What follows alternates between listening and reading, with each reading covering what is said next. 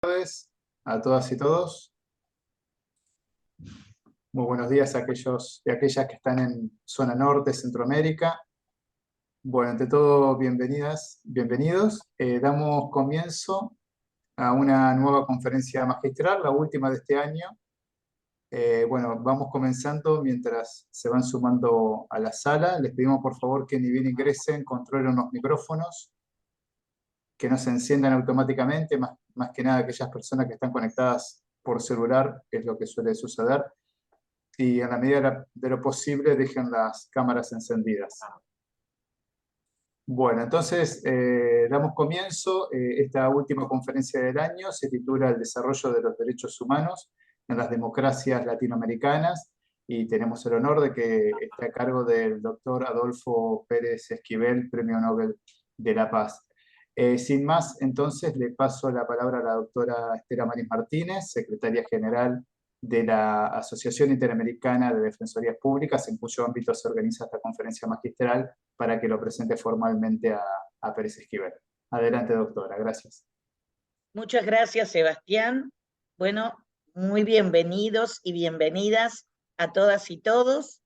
Les agradezco por estar participando hoy y también por haber participado en muchas otras conferencias que se han brindado a lo largo de este ciclo. Esta, como bien dijo Sebastián, es la última conferencia el día de hoy y tenemos el honor de contar con el Premio Nobel Adolfo Pérez Esquivel. Voy a leer un brevísimo currículum de nuestro invitado. Es docente, artista plástico, escritor, ha ejercido la docencia durante 25 años en los niveles primarios, secundarios y universitarios. En la década del 60 participa en los movimientos de no violencia y en 1973 publica el periódico Paz y Justicia. En el 74, en Medellín, Colombia, se lo designa coordinador general para América Latina de los grupos y movimientos que trabajan por la liberación utilizando medios no violentos. En ese mismo año se crea el Servicio Paz y Justicia de Argentina.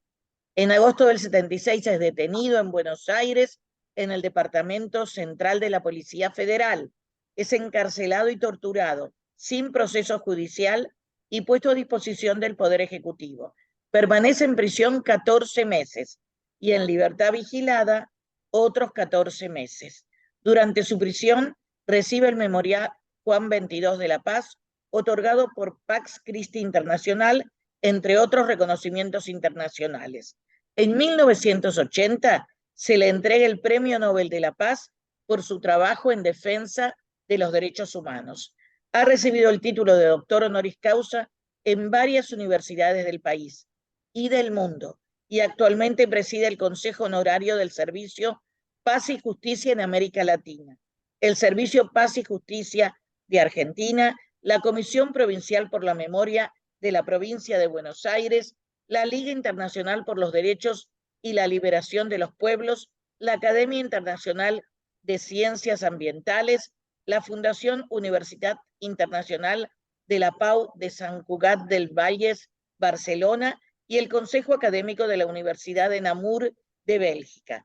También es miembro del Tribunal Permanente de los Pueblos, del Jurado Internacional del Premio de Derechos Humanos de Nuremberg, del Jurado del Premio de Fomento para la Paz Félix Houphouët-Boigny de la UNESCO, del Programa de Educación Internacional Peace Jam, del Consejo Mundial Proyecto José Martí de Solidaridad Mundial y del Consejo Asesor del canal Telesur. Sin más, le doy la palabra a nuestro insigne invitado. Muchísimas gracias por acompañarnos. Adolfo, por favor. Gracias, Estela. Es un honor compartir con ustedes. Trataré de hacer una breve exposición, pero quiero señalar algunos ejes. Hoy, en Argentina, cumplimos 40 años de democracia. No es poco y tampoco es mucho en la vida de otros pueblos. 40 años ininterrumpidos de democracia, ya que el país vivió más de 50 años de golpes militares y gobiernos civiles débiles. Entonces nos alegramos de haber avanzado estos 40 años entre luces y sombras. Así que muchas cosas las tuvimos que aprender en el camino. Cuando uno analiza y profundiza qué pasó en América Latina se impuso la doctrina de la seguridad nacional, es decir, una doctrina de dominación orquestada, organizada por los Estados Unidos en las escuelas de las Américas en Panamá y en las academias militares de los Estados Unidos. Se basa en los acuerdos de Yalta después de la Segunda Guerra Mundial. Esta Segunda Guerra Mundial divide el mundo como quien divide una naranja.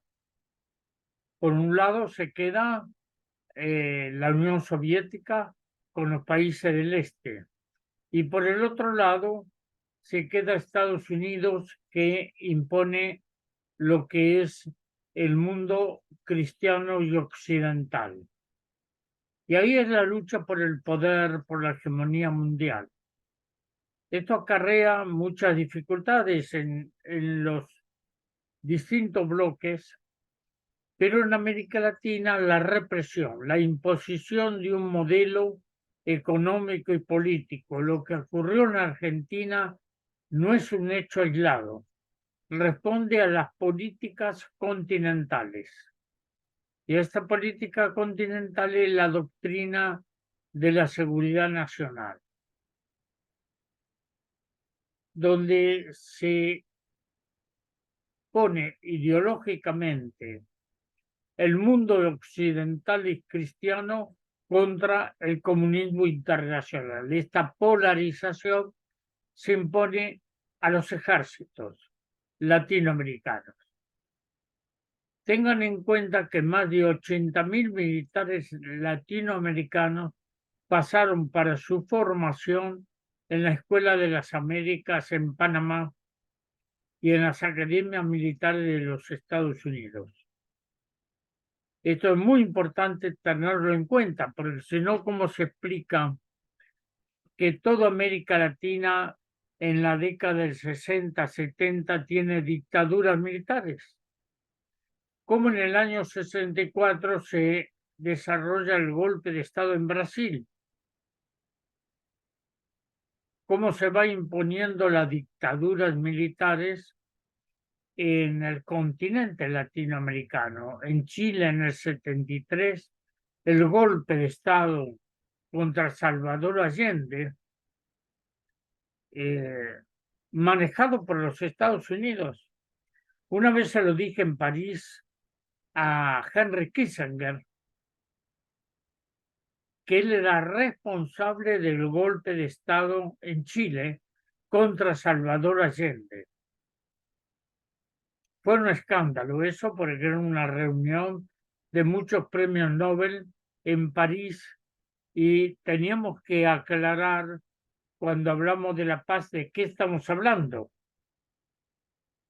Entonces, en el 73 el golpe de Estado, pero también las dictaduras estables como en Paraguay con Stroessner, en Centroamérica con Papadoc Duvalier y las distintas dictaduras en el continente. Ese es el panorama. En el 76 se implanta la dictadura derrocando al gobierno de Isabel Perón en Argentina. Como ya estamos acostumbrados a los golpes de Estado, más de 50 años, pensamos que era un golpe de Estado más, pero no. El golpe de Estado del 76 tiene raíces muy profundas. lo voy a señalar algunas cosas, no me voy a extender en esto, pero sí es bueno que lo tengan presente. La desaparición de personas. ¿De dónde lo toman los militares argentinos? De la guerra de Argelia, de las Fuerzas Armadas francesas. En la guerra de Argelia ya se implanta la desaparición de personas, que no hay respuesta. No se puede dar porque se fue con otro, con otra, por ahí. La desaparición de niños. La desaparición de niños es un hecho que se produce en la Guerra Civil Española por el ejército franquista. Hay un teniente coronel llamado Antonio Náguera, médico psiquiatra, que le sacaba a los hijos a los republicanos, los regalaban, los vendían a distintas personas para que no se contaminen ideológicamente con la ideología de los padres. Entonces, esto es grave. Hay trabajos realizados sobre esto.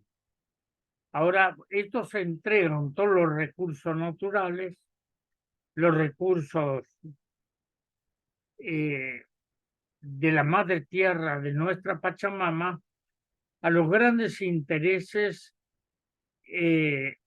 económicos internacionales. Así entran multinacionales, se apropian del petróleo, de la minería, de los recursos naturales, todo eso se lo llevan hasta el día de hoy. Nosotros no somos un país pobre, América Latina no es un país pobre, son países riquísimos, pero empobrecidos.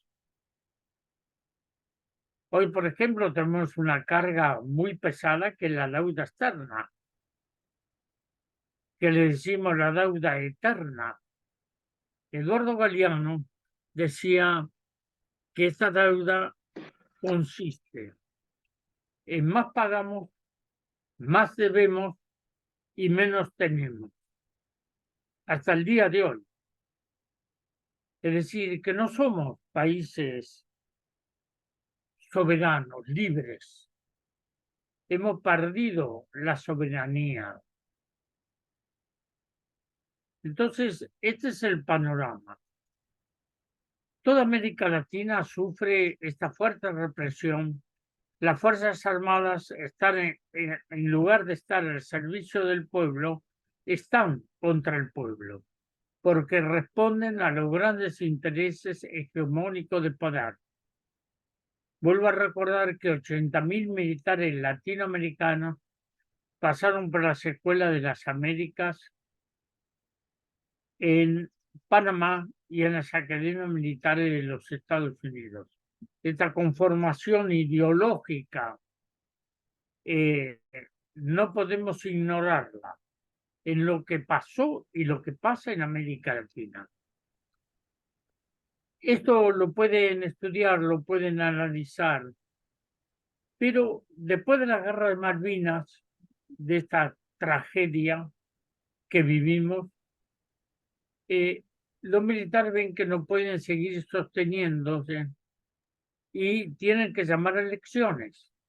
Esto también Estados Unidos le da la orden de que llamen a elecciones, porque aquí los militares no se manejaban ellos independientemente, se manejaban por las directivas del mandamás, en este caso el gobierno de los Estados Unidos. Viene la guerra de Malvinas, los resultados ya lo conocen, la muerte de muchos chicos de la guerra, la grave situación que esto provoca y ya se le hace insostenible mantener el poder. Ustedes recuerdan que antes de la guerra de Malvinas los militares querían la guerra con Chile. El cardenal Zamoré y Juan Pablo II frenan esto. Y eso no es casualidad. pero después se deciden por la guerra de Malvinas. La doctrina de la seguridad nacional dice que frente al deterioro interno hay que buscar un enemigo externo para consolidar el frente interno. Esto es lo que plantean la doctrina de la seguridad nacional. No lo pueden hacer, llaman a elecciones, asume Alfonsín, un hombre que tiene que recuperar las instituciones democráticas, tiene que tratar que funcionen los organismos correspondientes y el gran desafío de buscar verdad y justicia frente a los crímenes de lesa humanidad.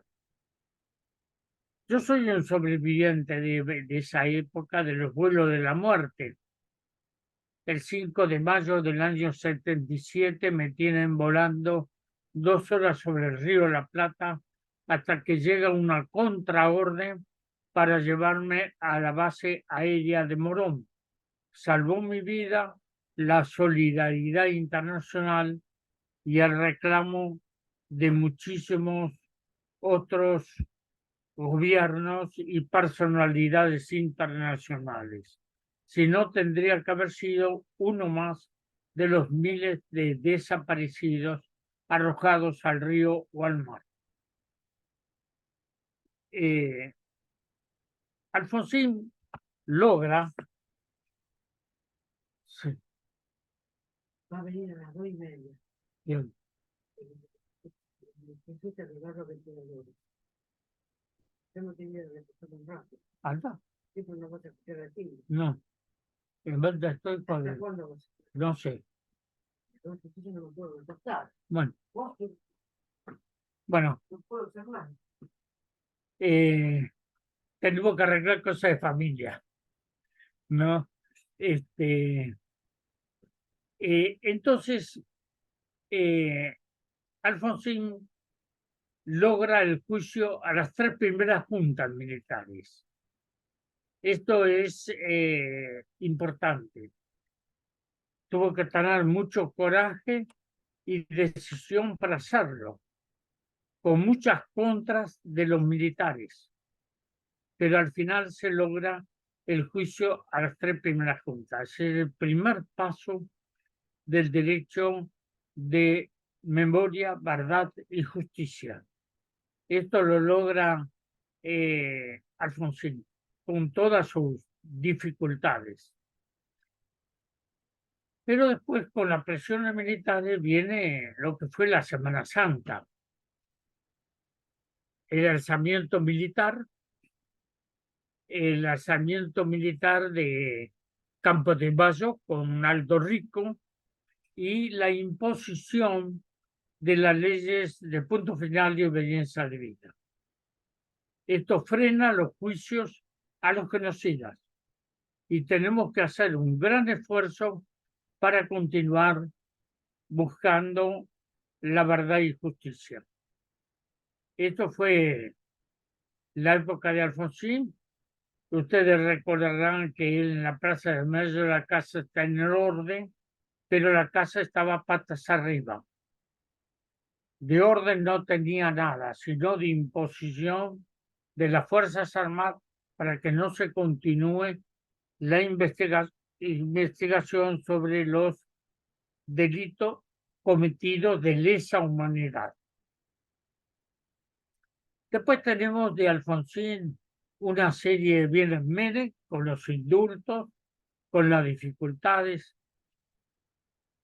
y sería largo tener que enumerar cada uno, pero sí quiero nombrar a Néstor Kirchner, que es el que anula las leyes de punto final a la vivencia de vida y se abre la instancia de juicios de lesa humanidad. Ahí es donde se puede trabajar hasta el día de hoy. No sabemos qué va a hacer con el nuevo gobierno, pero hasta ahí se pudieron abrir los juicios. Esto pone en discusión muchísimas cosas, no solo en Argentina. Voy a hablar de América Latina. Colombia, un país en donde hemos trabajado mucho. Yo fui el presidente del Tribunal Permanente de los Pueblos en Bogotá. Hemos hecho comisiones de investigación jurídica y de los derechos humanos en Colombia, en distintas regiones. Vimos ese hermoso país hermano, cómo es violentado, saqueado, una guerrilla. El presidente Santos llega a un acuerdo para negociar una tregua y la paz. Pero el sistema dominante no está conforme con todo esto.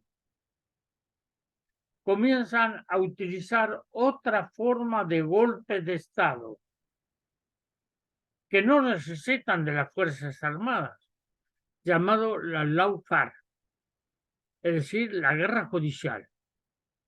Quien sufre esto es Lula da Silva en Brasil, que le hacen un golpe de Estado parlamentario sacando a Dilma Rousseff.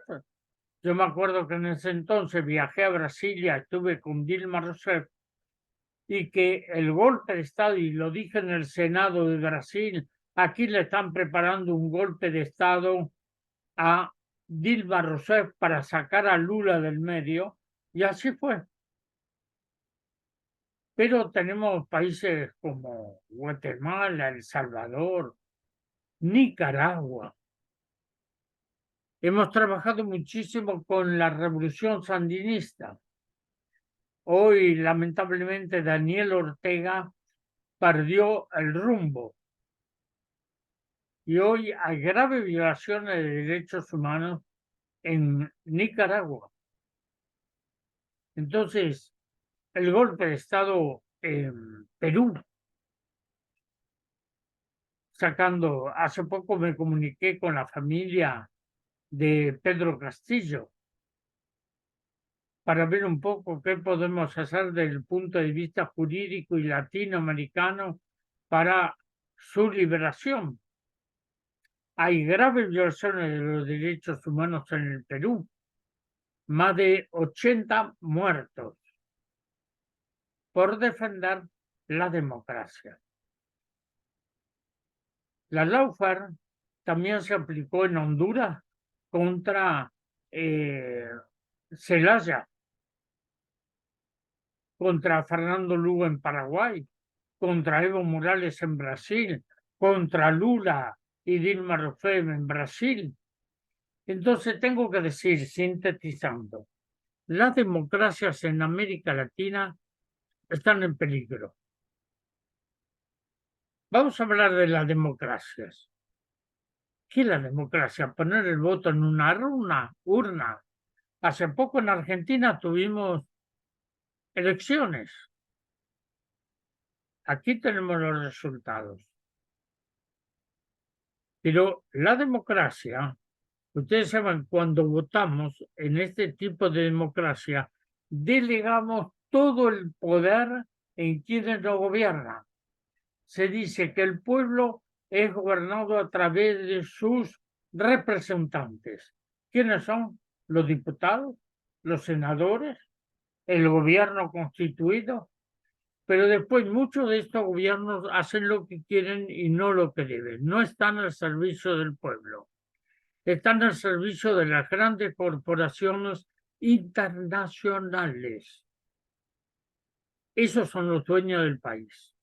La deuda externa que Macri nos sacude, que Néstor Kirchner había superado sus relaciones con el Fondo Monetario Internacional, volvemos otra vez a ser un país dependiente y sometidos a los grandes intereses económicos.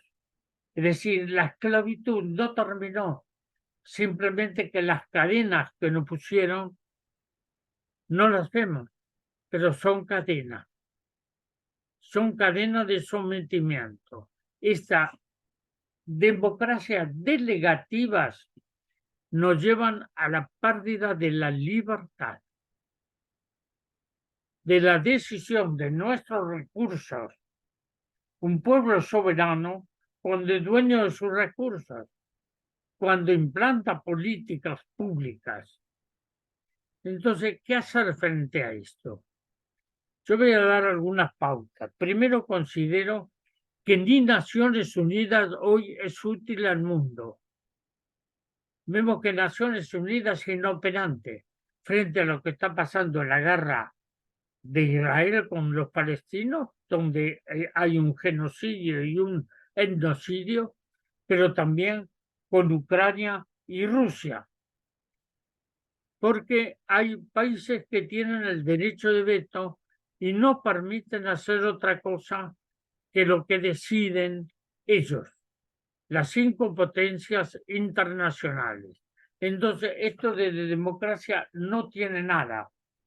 Es un totalitarismo disfrazado de democracia. ¿Qué podemos hacer?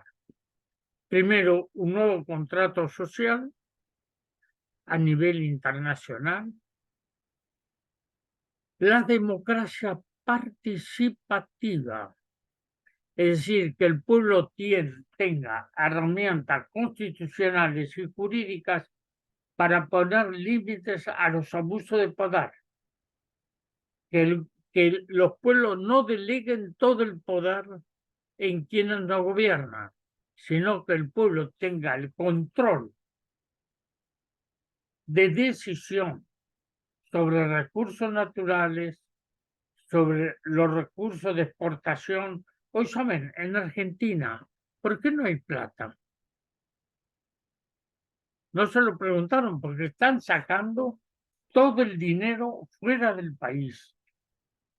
Porque no hay una investigación sobre en qué se utilizaron los recursos del Fondo Monetario Internacional.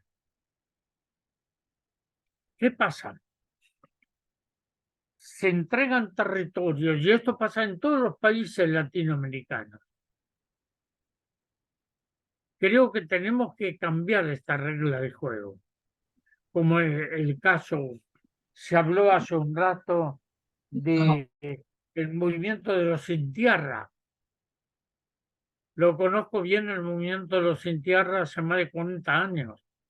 Han logrado cooperativa de trabajo, una economía socializada, cultura, educación, es decir, un trabajo integral.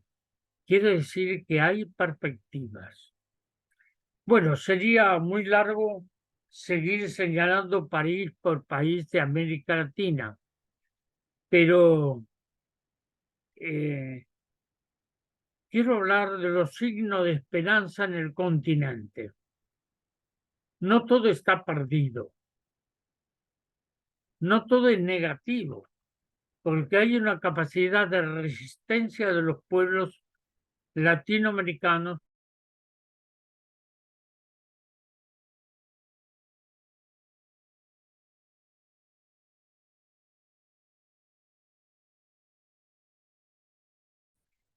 señalé el movimiento Sin Tierra de Brasil, pero hay uno que hay que prestarle mucha atención y que la mayoría de los países no lo tienen en cuenta, pero que es muy importante y cada día es mayor su presencia. El movimiento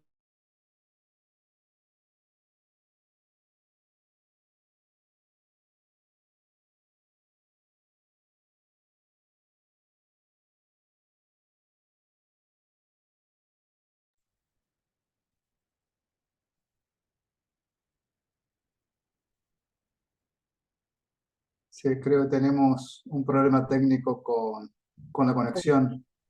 Hola, Adolfo, ¿me escucha bien? sí, Ah, porque se cortaron unos segundos, estuvo congelado, por ahí tiene problemas de conexión, pero bueno, ahora está, seguimos.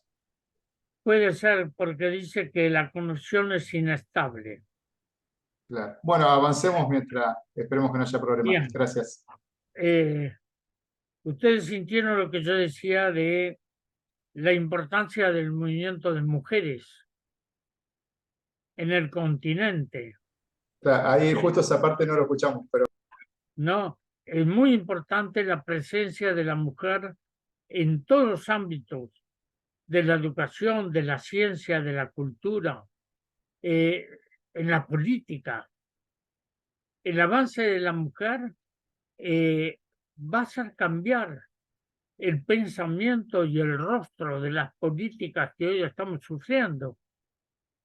Esto es importante. Y hay otro eje que también hay que estar atento, es volver a la identidad, a la pertenencia de los pueblos originarios. Hoy cada vez los movimientos indígenas son más fuertes y tienen más preocupación sobre qué es su identidad, su lengua. No somos países únicamente de una sola lengua, sino multiculturales. El que avanzó sobre esto fue Evo Morales en Bolivia. Logró avanzar en las políticas de interculturales, por eso es un país multicultural, lingüístico. Y hoy la mujer tiene una presencia activa en la vida social, política y cultural de la vida del pueblo boliviano. Creo que tenemos muchos desafíos, pero quiero señalar que aquí en Argentina el nuevo gobierno es negacionista, no reconoce la diversidad cultural ni de género. Es decir, cierra la mirada a estas otras posibilidades, que no hay un pensamiento único. La riqueza de los pueblos es multicultural y lingüístico. Y nosotros tenemos que profundizar en la diversidad dentro de la unidad. La democracia se construye. Nosotros somos responsables de la construcción democrática. No es poner el voto en una urna. Quien genera la democracia y la potencia es el pueblo. Nosotros somos responsables de decir qué tipo de democracia vivimos y para qué. Hay un antiguo proverbio que dice, si no sabes a dónde vas, regresa para saber de dónde vienes. Y por último, la situación es la económica. Hoy se centra todo en la economía. Y la economía no es el todo, es una parte. La economía que nosotros vivimos es la economía especulativa, donde se privilegia el capital financiero sobre la vida de los pueblos. Y esta es la desgracia. Hoy se aplican medidas en que el pueblo está ausente. Y hay que decirles a los economistas que detrás de los números hay rostros de hombres y mujeres que nos cuestionan, que nos interpelan y que reclaman sus derechos en la vida. La democracia son espacios a construir. Así que espero que este encuentro pueda ayudar a una reflexión. Por último, en el año 2001, creo que fue, nos reunimos en Porto Alegre, en Brasil, donde dimos nacimiento al Foro Social Mundial. Y era un ámbito de debate, de recreación, de propuestas, pero no se trabajó sobre líneas políticas para avanzar. Se dejó esto libremente a lo que era la reflexión, el pensamiento de las organizaciones participantes. Pero tenemos que generar políticas, no simplemente hacer catarsis de lo que vivimos, del dolor y de las alegrías. No, tenemos que construir nuevas políticas de participación para generar lo que decimos en el foro social, otro mundo es posible. Gracias por escucharme. Muchísimas gracias a usted, Adolfo, excelente. Le paso la palabra a la doctora Esther Manes Martínez.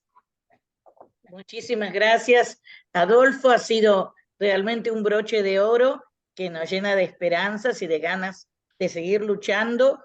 Y así culminamos de esta manera nuestro ciclo de conferencias del año 2023. Suponemos que vamos a seguir el año que viene con un nuevo ciclo de conferencias magistrales.